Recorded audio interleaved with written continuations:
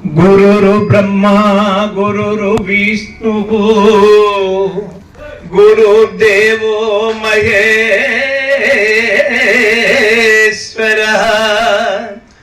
గురుర్ సాక్షాత్ పరబ్రహ్మ తస్మై శ్రీ గురవే నమః.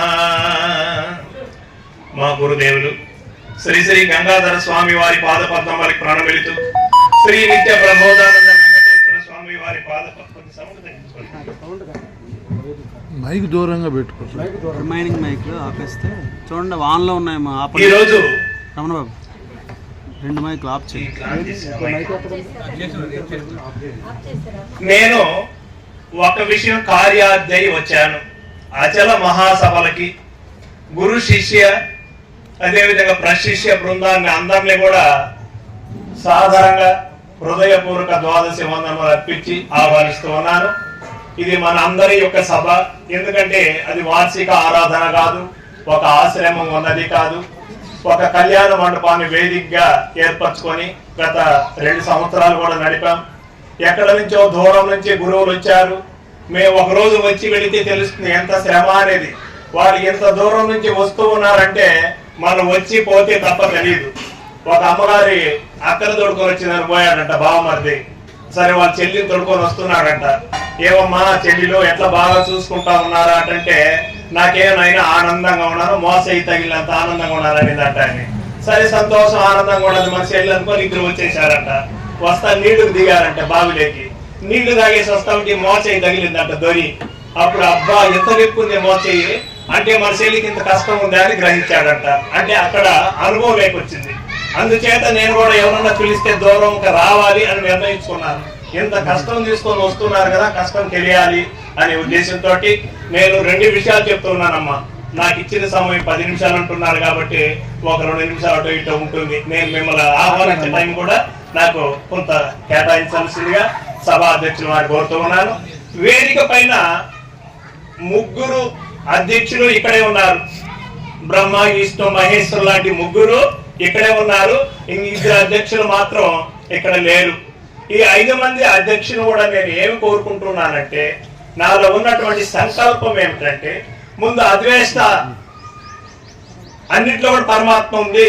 అద్వేష్ట సర్వభూతాన మైత్ర కరుణ ఏవచ నిర్మమో నిరహంకార సమదుఃఖ సుఖక్షమి. అటువంటి వాడు సంతుష్టతం యోగి యథాత్మ దృఢ నిశ్చయ మయర్పిత మనోబుద్ధి యో మద్భక్త సమీప్రియ అన్నాడని భగవంతుడు. ఆ దారిలో నడుస్తూ ప్రతి వారం ఒక్కొక్క మకరంలో ఇస్తూ ఎన్నో ఆలయాలు నిర్మాణం చేస్తూ అట్లా గడిపాను. 92లో గంగాధర దగ్గర మంత్రం తీసుకుంటే కూడాను నేను అద్వైతంలోనే ప్రయాణం చేశాను. దానికి ఒక సూత్రం ఏమిటంటే, దొంగతనం చేస్తే కూడా నిజమైనటువంటి జడ్జి దొంగను అడతాడు, ఎందుకు దొంగతనం చేసినావురా అని. వాడి భావం తెలియాలని. నేను ఎందుకు ఆ విధంగా చేయవలసి వచ్చిందంటే, 84 లక్షల జీవరాశుల్లో ఏ ప్రాణికి కూడా వేదాంత అవసరం ఏర్పడలేదు. వేరే వాళ్ళు మీటింగ్లు సభలు పెట్టి ఇట్లా బ్రతకాలని చెప్పాల్సినటువంటి అవసరం ఏర్పడలేదు. ఆ ధర్మాన్ని కరెక్ట్ గా నిర్వర్తిస్తున్నాయి. అవి తినే ఆహారాన్ని అవి తింటున్నాయి. ఇతరమైన ఆహారాన్ని పోలేదు, ఇతరమైన ఆటలు జోక్యం కల్పించుకోలేదు. మరి 84 లక్షల జీవరాశుల్లో చివరిదైనటువంటి మానవ జన్మ మాత్రం తన పని తాను చూసుకోకుండా ఇతరులకి తొంగి చూస్తూ ఉన్నారు. ఏమిటి వచ్చి ఉండే జబ్బు? అది మనం ఎట్లా తెలివైన వాడయ్యాడు. ఆ పేరుకు మనం అర్హులేనా? అసలు తెలివైన వాడంటే అర్థమేమి? వాళ్ళ పని వాళ్ళు చూసుకొని వచ్చిన పని ఏమిటో తెలుసుకొని పోవడమే కదా తెలివైనటువంటి లక్షణం. మరి ఆ పని వదిలేసి మనం ఏం చేస్తున్నాం? మన పని వదిలేసి ఇతరుల పని చూస్తున్నాం. ఇది కరెక్ట్ కాదు. దీనిపైన మార్పు తేవాలనే సంకల్పంతో అన్ని సంవత్సరాలు పోరాడి ఒక 300 మంది 400 మంది శిష్యులు ఉన్నారు నాకు. 90 ఏళ్ళు ఎట్లా మాలలేసి ఆ రకంగా మార్పు తేవాలని చూసినాను. ఎలాంటి ప్రయోజనం కూడా అందులో కనపడలేదు. అంటే ఇక్కడ కూడా నాకు కొంచెం అసంతృప్తి ఉంది. అంటే ఏమిటి? ఉన్నది పరిపూర్ణము, లేనిది ఎరుకని నిక్షయం అయినప్పటికీ కూడాను మన పూర్వీకులైనటువంటి శ్రీధర భగవానుడు ఏ విధంగా బోధ చేశాడో శివరామ దీక్షితులకు ఆయన బాగా గ్రహించి ఉన్న విషయాన్ని గుర్తెరిగి లేనిది లేదు అని గుర్తెరిగి అక్కడికి ఆగకుండా మన వాళ్ళకి అర్థమయ్యే విధానంలో కందాక దరువులు కంద పద్యాలని రచించాడు. శివరామ దీక్షితీయం ఆయన చేస్తే శివరామ దీక్షితులు భాగవత కృష్ణదేశ ప్రభువులు వచ్చి కూడా కందార్థ ధరువుని కంద పద్యాలు చేశారు. మరి వారికి ఎక్కడన్నా ఆయన చేసింది సరిలేదనే మాట అన్నట్టు ఎవరని విన్నారా? శ్రీధర స్వాములు చేసింది సరికాదు, అందుకని నేను దీక్షితీయం చేస్తున్నాను, నేను ఎక్కడన్నా దీక్షితులు చెప్పారా? దీక్షితీయం సరిగా లేదు, అందుకని నేను ఈ విధంగా కంద పద్యాలని కందార్థ ధరువులు చేస్తున్నాడని భాగవత కృష్ణదేశ ప్రభువులు ఎప్పుడన్నా చెప్పాడా? ఎక్కడైనా వారిలో వాదం ఉందా? మనది వాద భేద రహితమైనటువంటి సిద్ధాంతం అని మన పెద్దలు నిర్ధారణ చేస్తే ఈ రోజు మనలో వాదోపాదాలు ఎక్కువయ్యి మన సభలో ఒకప్పుడు ఒక జిడ్డు సమస్య అంటారు, దాన్ని పెద్ద గడ్డు సమస్య కాదు, జిడ్డు సమస్య. అట్లాంటిది వచ్చినప్పుడు అభయానంద అట్లాంటి వాళ్ళు మళ్ళీ దానికి ఇన్వాల్వ్ అయ్యి ఆ సమస్య పరిష్కారం చేయాల్సి వస్తా ఉంది. ఆ పరిస్థితి రావచ్చా? రాకూడదు.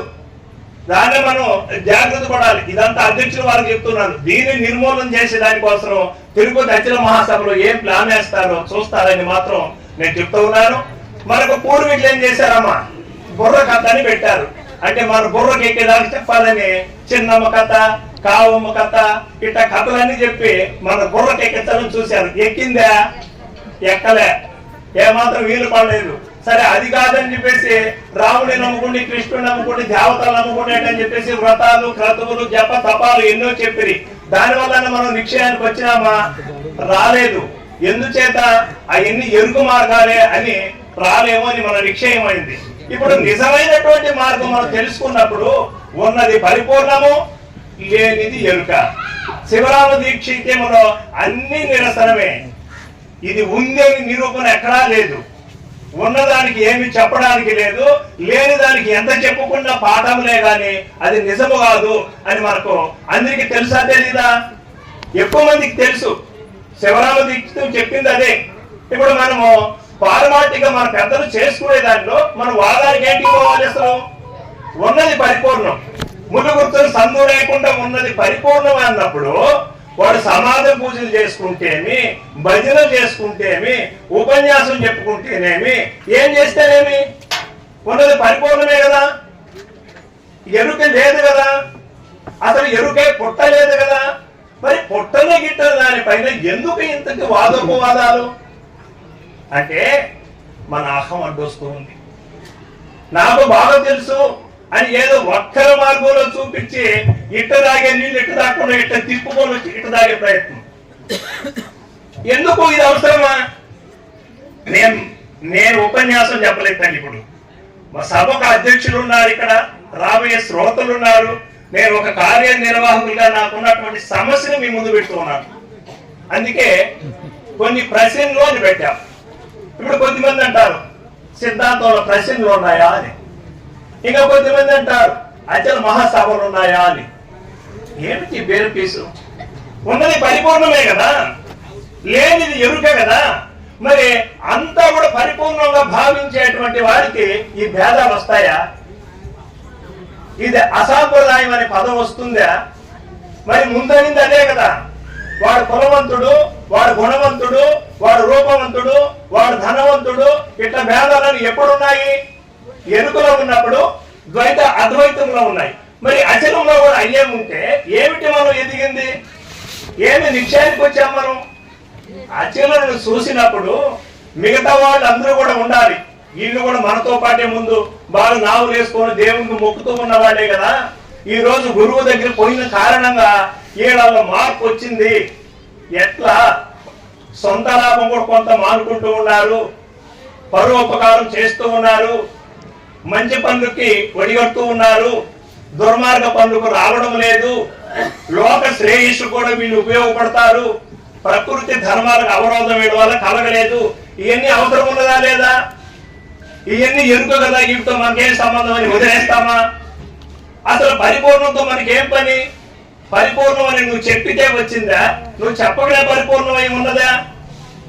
పరిపూర్ణము, బయలు, బట్ట బయలు ఇవన్నీ పేర్లు పెట్టింది ఎరుకే కదా. ఉన్న పరిపూర్ణం ఉన్ననే ఉన్నది, లేని ఎరుక లేకనే ఉన్నది. ఈ లేని ఎరుకలో మనం వచ్చి ఏమి లేని ఇస్త్రీ ఎగిరిగిరి పడినట్టు ఎందుకు ఈ బిడ్డ మనకు? ఇవన్నీ మనకు తగ్గించడానికి ఈ వేదిక పైన ఉన్నటువంటి ప్రస్తుత గురువులు 6-7 తేదీలు అధ్యక్షులు బాగా మనసులో ఉంచుకొని తిరుపతిలో కొంచెం మార్పు తెస్తారని సభామూలకంగా వారిని ప్రార్థిస్తూ ఉన్నానమ్మా. మొదటి సభకి అచల సభలు అంటే మా శిష్యులు నాతో పాటు రియల్ ఎస్టేట్ చేసేవాళ్ళు అచలం అంటే ఏంది అని అడిగారు వాళ్ళు. అచలం సనాతనం అని భగవద్గీతలో చెప్తూ ఉంది, ఎన్నో సార్లు చెప్తూ ఉంది, 4 వేదాలు కూడా అది నువ్వే అని చెప్తూ ఉంది. మరి ఈ విషయాలు ఏమర్థమైంది? అచల మహాసభలు అంటే ఏమిటి, ఏం చెప్పాలి? ఇక సిపిఐ కళ్యాణ మండపాన్ని కొద్దిగా మార్జిన్ ఇవ్వండి మాకు, మేము చేస్తుండేది అచల మహాసభలు అంటే అదేమిటి మేము వినలేదే. ఏదైనా సాధువులు వచ్చి బాగా ఎర్రగొట్లు కట్టుకొని గడ్డాలు బాగా పెంచుకొని ఇక్కడ ఏదైనా హోమం చేసి అటువంటి ఏమైనా చేస్తే గాయత్రి మంత్రం కానీ ఇట్లాంటివి కానీ ఏమైనా చేసేడుకుంటే మేము మీకు తగ్గిస్తాం కొద్దిగా, మీకు మేము తగ్గించేదానికి ఏముండదు అచల మహాసభలో అన్నారు. ఇప్పుడు ఈ మాట కూడా మీకు ఎందుకు చెప్పాల్సి వస్తా ఉందంటే ఇప్పుడు 3వ సంవత్సరం అక్కడికి పోతే 2 లక్షలు చెప్పారమ్మా మండపానికి. సరే వాళ్ళకి మీకేం అర్థమైందంటే అందులో ఒక ఆయన వచ్చాడు, వీడు చెప్పేది నిజమయ్యా, మనకు తెలియకుండా ఊరికే ప్రాంతంలో ఆ దేవుడు ఈ దేవుడు ఆ దేవుడు అని మతవాదులతో కొట్లాడుకుంటున్నాం తప్ప వీడు చెప్పే విషయం వాస్తవం మనం ఆలోచన చేస్తే ఇతడు వీళ్ళకి ఎవడు మంచిది అన్నారు. నా ప్రయత్నం సఫలం అయిందా లేదమ్మా? ఇంతే నేను చేయాల్సింది. ఎంత తగ్గించినారు? బాగా తగ్గించారు. 2 లక్షలు చెప్పిన దాన్ని 60 ఏళ్ళకి ఇచ్చారమ్మా. వాళ్ళు అన్ని పత్రికల్లో ఉన్నాయి 2 లక్షలని. ఇంకొక 60,000 రూపాయలు ఇదంతా ఉంటుంది. కరెంటు అంటే అన్ని రూములకు ఏసీలు, హాల్కు ఏసీలు కాబట్టి కరెంట్ ఛార్జీలు, ఏసీలు, ఇది ఒక 60,000 వస్తుంది. 1,20,000తో నేను వస్తాను. లేదనంటే 2,60,000 అయి ఉండాలి నాకు. అంటే అచల బోధ అందిందా లేదా వాళ్ళకి? అంటే మనం ఇరుకులో పడుతున్నామే కానీ ఇనిన వాళ్ళు మాత్రం వాళ్ళు బయట పడిపోతున్నారు. మోట తోలేవాడు తోలుతానే ఉన్నాడు, నీళ్లు కట్టేవాడు బాయిలో పడిపోతున్నాడు. ఈ ఆపద ఎవరికి రావాలా? మోట తోలేవాడికి రావాలా? నీళ్లు కట్టేవాడు బాయిలో పడిపోతున్నాడు. ఈ పరిస్థితి మనకు రాకూడదు అని గురువులకు ఉన్నటువంటి అశరీరమూర్తులైనటువంటి గురువు ఒక ఆయన అశరీరమూర్తిని బాధపడతాం. మనసు ఒక అర్థం పెడతాడు. అశరీరం అంటే ఏంటి చెప్పు నాకు కొంచెం. మరి ఇంకొక ఆయన అంటాడు అసలు సభలు ఎందుకు పెట్టాలా అసలు అని. మరి ఏమయ్యా ఇదేదో మా గురువు చెప్పినాడు, గురువు ఆశయాన్ని శిష్యుడు కరెక్ట్ గా నిర్వర్తించాలి. తల్లిదండ్రులు కొన్ని ఆశయాలు ఉంటాయి, వాళ్ళ ఆశయాన్ని బిడ్డలు ఆస్తిని తిట్టాలి, అదే పారిగా వాళ్ళ మాటలు కూడా నిర్వర్తిస్తారు కదా. ఆ విధంగా చేస్తున్నారయ్యా. పెద్దవాడు గురువులు వస్తారు, ఆ రోజు ఒక మాట వాళ్ళు అడిగితే మీరు చెప్తారు కదా అంటే ఏమి నువ్వు చెప్తే కష్టమా? ఇట్లా సరే చెప్తాం మా గురువు చెప్పిన విషయం అనుకో, అది ఇట్లా వాడు చెప్తే సరిపోతుంది. అంటే వీళ్ళకి రావాల్సిన ఆలోచన ఏమంటే, నేను ఎందుకు చెప్తున్నానంటే శ్రీధర స్వాములు చెప్పినటువంటి విషయానికి అనుగుణంగానే సిద్ధాంతపరిచారు శివరామ దీక్షితుడు. శివరామ దీక్షలు ఇచ్చినటువంటి గ్రంథానికి అనుగుణంగానే కందాంత ధరువులు, కంద పద్యాలు, భద్రాద్రి రామ శతకం, ఇన్ని గ్రంథాలు కూడా వచ్చినాయి. వాడు ఎక్కడ తప్పు బట్టి వీళ్ళు రాలేదు. మనం కూడా ఎట్లా ఉండాలి? ఇప్పుడు ఇక్కడ ఒక ఇది జరిగిందమ్మా పూజ, వాడు గురువు గారు ఇచ్చినటువంటి ఆ గ్రంథం పై పూజ జరుగుతూ ఉంటుంది. సరే ఇంకొక గురువు దగ్గర నుంచి 10 మంది వస్తారు. వీళ్ళు కలిసి ఫస్ట్ మొట్టమొదటి శ్లోకాన్ని గురువు బ్రహ్మ అంటారు. 2 శ్లోకాలు పెట్టేప్పటికి ఆయన మారిపోయి ఉంటుంది. వీళ్ళు వెంటనే సెట్కాయ కొరికినోడు మరి పక్కన చెప్తారు. ఏమిటిది? అది ఉండొచ్చా? ఇప్పుడు వాళ్ళ గురువు గారు చెప్పింది అక్కడ చెప్తూ ఉన్నారు. గురువు అక్కడే కదా. మన్నాథ శ్రీ జగన్నాథ మద్గురు శ్రీ జగద్గురు మమాత్మ సర్వభూతాత్మ తస్మై శ్రీ గురువే నమః. ఆ పదానికి అర్థం తెలుసుకున్నాము. అప్పుడు మన సంకల్పమే రాకూడదు. ఆ మరి చెట్కాయ కొరికినట్టు ముఖం మారకూడదు. గురువు అంటే ఒక్కడే కదా. పూజ జరుగుతా ఉంది అనుకోవాలా. కట్టని వీళ్ళు అక్కడికి లేసే ఈ పూజ విధానం ఏం బాగలే, మా గురువు గారు ఇచ్చినప్పుడు పూజ విధానం అద్భుతం అది. అప్పుడు అవునా అదే పుస్తకం అయినా మరి మనకి ఎరుకు తిరుగుతా ఉందా? నేను ఇదే పని చేస్తున్నాను. ఎక్కడికి వచ్చా? నేను విద్యార్థి దశలో ఉన్నాను కాబట్టి ఏమి జరుగుతుంది అని అన్వేషణ చేస్తూ ఉన్నాను. అట్లా వద్దు, మనకు ఆ రకంగా వద్దు. శివరామ దీక్షితులు, శ్రీధర స్వాములు, భాగవత కృష్ణదేశిక ప్రభువులు, లక్ష్మణ ప్రభువులు, మన సాంప్రదాయం ఎటువంటిదమ్మా? గొప్పది, తిరుగులేనటువంటిది, ఇంకా అనుమానం లేనటువంటిది. కాబట్టి మనం కూడా ఆ విధంగానే ఉన్నాం. మంచి భోజనం టైము, ఈ టైంలో ఎక్కువ మాట్లాడితే ఒకదప్పుడు వ్యవహారం అయిపోతుంది. కాబట్టి చెప్పిన విషయాన్ని మీరు అర్థం చేసుకుంటారు అనుకుంటాను. ఇంకొక మారి అందరికీ హృదయపూర్వక ద్వాదశి వందనములు అర్పిస్తున్నాను తల్లి. ఇక్కడ చూస్తున్నాను ఒక మొఖాలని కరెక్ట్ గా నేను రేపు అక్కడ మా సభలో కూడా అందరూ కనపడాలి. ఏదైనా ఇబ్బంది ఉన్న వాళ్ళైతే నిల్చుకోండి, అందరూ రండి. నీకు ఇచ్చిన మాట నేను నిలబెట్టుకోవడానికి ప్రయత్నం చేస్తాను బయట ప్రోగ్రాం రావడానికి. జయ సద్గురు బ్రహ్మ మహారాజుకి.